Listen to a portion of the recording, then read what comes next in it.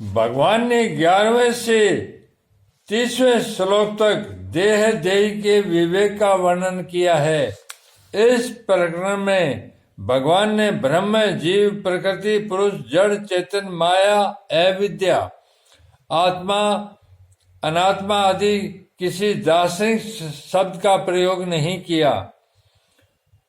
इसका कारण यह है कि भगवान इसको पढ़ाई का अर्थात सीखने का विषय न बनाकर अनुभव का विषय बनाना चाहते हैं और यह सिद्ध करना चाहते हैं कि देह देह के अलगाव का अनुभव मनुष्य मात्र कर सकता है। इसमें कोई पढ़ाई करने की, अधिकारी बनने की जरूरत नहीं।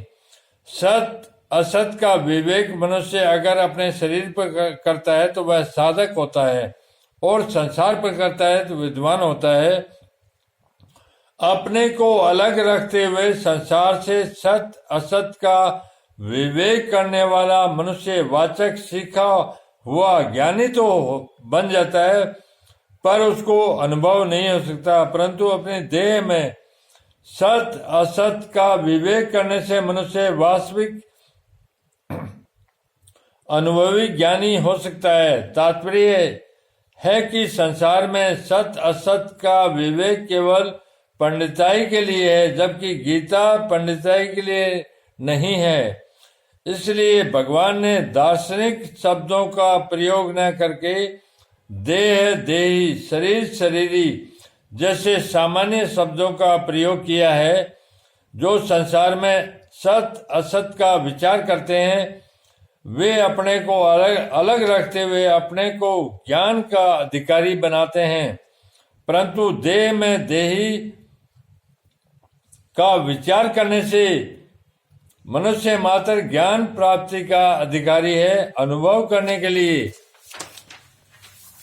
देह देह का विवेचन उपयोगी है और सीखने के लिए तत्व का विवेचन उपयोगी है। इसलिए साधक अनुभव करना चाहता है तो सबसे पहले उसको शरीर से अपने अलगाव का अनुभव करना चाहिए कि शरीर शरीर के संबंध से रहित है और शरीर के संबंध से रहित अर्थात मैं शरीर नहीं हूं।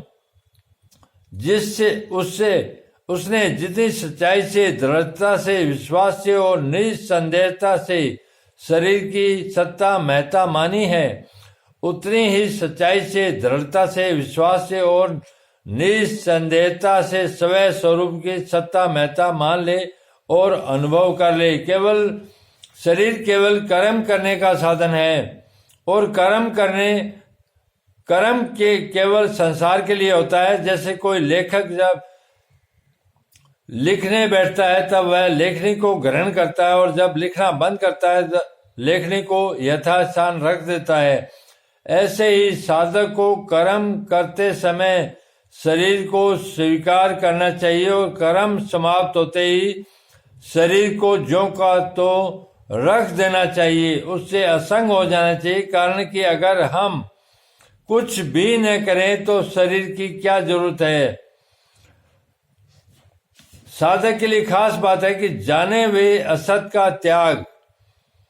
साधक जिसको असत जानता है उसका वह त्याग कर दे तो उसका साधन सहज सुगम हो जाएगा और जल्दी सिद्ध हो जाएगा। साधक की अपने साध्य में जो प्रियता है वही साधन कहलाती है। वह प्रियता किसी वस्तु, व्यक्ति, योग्यता, सामर्थ्य आदि के द्वारा अथवा किसी अभ्यास के द्वारा प्राप्त नहीं होती, प्रत्युत साध्य में अपनापन होने से प्राप्त होती है। साधक जिसको अपना मान लेता है उसमें उसकी प्रियता स्वतः हो जाती है, परंतु वास्तविक अपनापन उस वस्तु से होता है जिसमें चार बातें हों, जिससे हमारी सधर्मता अर्थात स्वरूपगत एकता हो, जिसके साथ हमारा संबंध नित्य रहने वाला हो, जिससे हम कभी कुछ न चाहें। हमारे पास जो कुछ है वह सब जिसको समर्पित कर दें। ये चारों बातें भगवान में ही लग सकती है, कारण कि शरीर और संसार से हमारा संबंध नित्य रहने वाला नहीं है और उनसे हमारी स्वरूपगत एकता भी नहीं है। प्रति क्षण बदलने वाले के साथ कभी नए बदलने वाले की एकता कैसे हो सकती है? शरीर के साथ हमारी जो एकता दिखती है वह वास्तविक नहीं है, प्रत्युत मानी हुई है। मानी हुई एकता करते हुए पालन करने के लिए है। तात्पर्य है कि जिसके साथ हमारी मानी हुई एकता है उसकी सेवा तो हो सकती है, पर उसके साथ अपनापन नहीं हो सकता। जाने हुए असत का त्याग करने के लिए यह आवश्यक है कि साधक विवेक विरोधी संबंध का त्याग करे, जिसके साथ हमारा न तो नित्य संबंध है और न स्वरूपगत एकता ही है। उसको अपना और अपने लिए मानना विवेक विरोधी संबंध है। इस दृष्टि से शरीर को अपना और अपने लिए मानना विवेक विरोधी है। विवेक विरोधी संबंध के रहते हुए कोई भी साधन सिद्ध नहीं हो सकता। शरीर के साथ संबंध रखते हुए कोई भी कितना ही तप कर ले, समाधि लगा ले, लोकांतर में घूम आए, तो भी उसके मोह का नाश और सत्य तत्व की प्राप्ति नहीं हो सकती।